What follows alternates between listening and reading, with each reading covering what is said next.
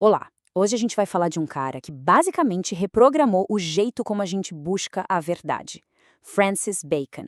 Ele não foi só mais um filósofo, não. Ele foi tipo o arquiteto da mente moderna. Essa frase, conhecimento é poder, com certeza é a mais famosa dele, né? E ela resume perfeitamente a revolução que ele propôs. Porque, para Bacon, conhecimento não era para ficar só no blá blá blá, sabe? Um joguinho intelectual de salão.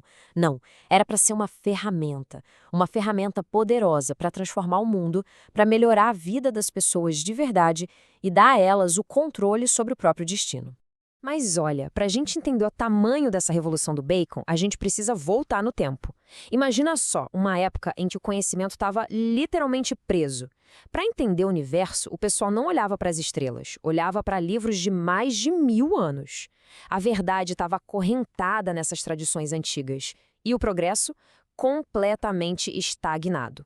Então, para construir o novo, o que o Bacon precisava fazer primeiro? Demolir o antigo, claro. A primeira tarefa dele foi fazer uma crítica, e que crítica, demolidora aos métodos da época. Ele olhava para aquilo tudo e via como um monte de rodas girando em falso, sabe? Girando, girando, mas sem sair do lugar.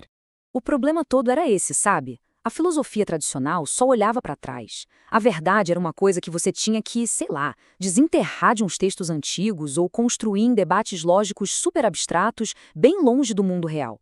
O Bacon basicamente disse: gente, isso é como tentar navegar em mares desconhecidos usando um mapa velho desenhado por alguém que nunca nem viu o mar. Estava na hora de criar um mapa novo. E para isso, era preciso olhar para o próprio oceano. E o mapa que ele desenhou, nossa, foi revolucionário, porque o Bacon não chegou só com uma ideia nova, ele chegou com um método novo. Pensa num manual de instruções para a descoberta, todo baseado em evidência, em observação, em experimentação. Essa era a receita do bolo para o progresso. Aqui está o coração da mudança. De um lado, a gente tem a dedução, que era o jeito antigo de pensar. Você parte de uma verdade geral, tipo, todos os homens são mortais, e chega numa conclusão específica. Logo, Sócrates é mortal. É perfeito na lógica, mas não cria nada de novo, percebe? Agora, do outro lado, está a revolução do Bacon, a indução. Aqui a gente começa ao contrário. A gente começa observando o mundo real. Olha, o ferro expande com calor, o cobre também, e a partir daí a gente constrói uma teoria geral. É assim que a ciência descobre coisas novas até hoje. E esse aqui é o passo a passo da descoberta. É um processo bem claro, sistemático. Em vez de ficar só especulando sobre o mundo sentado numa poltrona confortável, o método do Bacon te obriga a levantar. A ir lá fora, observar, coletar dados e, o mais importante, ouvir com atenção o que a própria natureza tem para dizer. Esse é o projeto, a base da ciência moderna. Mas aí vem a parte genial. O Bacon percebeu que não adiantava nada ter um bom mapa se o navegador estivesse olhando para o lado errado. Ele sacou que o maior obstáculo para a gente encontrar a verdade não estava lá fora, no mundo, estava aqui dentro, ó, nas nossas próprias mentes. E é isso que nos leva a uma das ideias mais incríveis e duradouras dele, os ídolos da mente. Pensa nesses ídolos como, sei lá, umas falhas de programação no nosso cérebro. São verdadeiras armadilhas mentais, vieses que distorcem o jeito como a gente vê a realidade. E para o Bacon, a jornada para o conhecimento de verdade começava com um passo fundamental, um ato de humildade. Reconhecer e confrontar esses ídolos que a gente carrega aqui dentro. Primeiro vem os ídolos da tribo. Basicamente, são os erros que já vêm de fábrica só para os sermos humanos. Sabe aquela mania de ver padrões onde não tem nada? Ou de eu só prestar atenção no que confirma o que a gente já pensa? Pois é. O mais impressionante é que, 400 anos atrás, o Bacon estava descrevendo com perfeição o que a psicologia moderna hoje chama de viés cognitivo, como o viés de confirmação. Depois, a gente tem os ídolos da caverna. Se os da tribo são universais para todo mundo, esses aqui são pessoais. É como se cada um de nós vivesse na sua própria caverna mental, sabe? Uma caverna moldada pela nossa criação, pela nossa cultura, pelas nossas experiências de vida.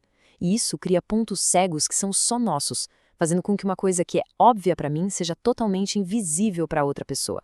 Agora, esse aqui é genial. São os ídolos do mercado, ou do foro. Eles nascem da nossa interação, da nossa conversa, da linguagem em si. Pensa só.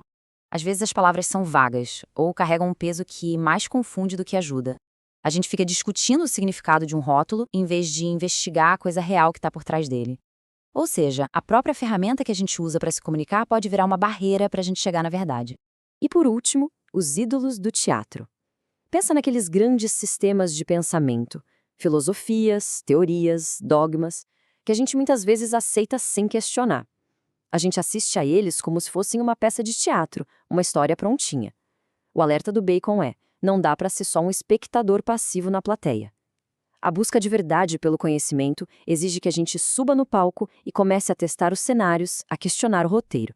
Tá, e aí? O que acontece quando a gente consegue fazer uma limpeza na mente, se livrar um pouco desses ídolos e aplicar esse novo método de investigação? A resposta do Bacon é direta. O progresso se torna possível. O conhecimento vira, de fato, poder. Vamos ver, então, como essa revolução acabou moldando o mundo que a gente conhece hoje.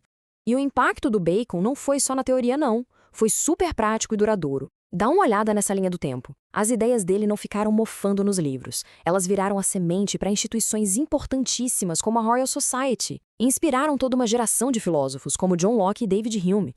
E, no fim das contas, se tornaram o DNA do método científico que move a inovação até hoje. É claro que a ciência evoluiu muito desde então. Hoje a gente sabe que o método científico é mais como uma dança complexa entre a indução, do Bacon, e a dedução, que ele tanto criticou.